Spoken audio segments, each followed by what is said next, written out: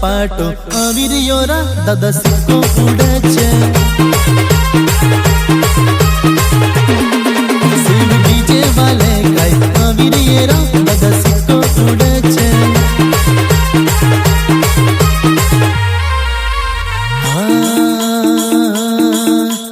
आवाज ना कर तने सानो से डर दादा सिक्को उड़े छे शिव डीजे वाले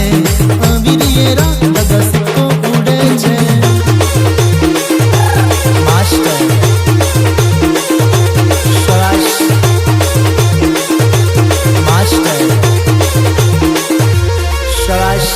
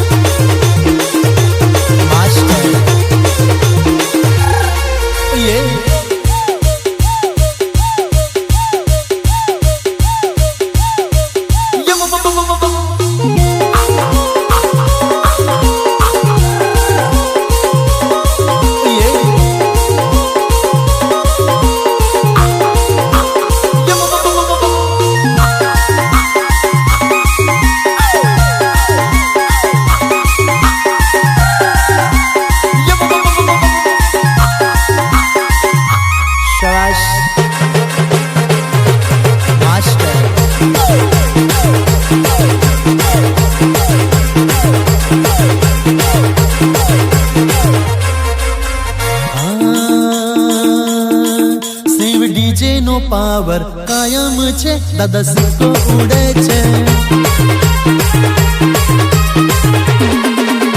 डीजे वाले कई अवीरियरा दादा सिक्को उड़े छे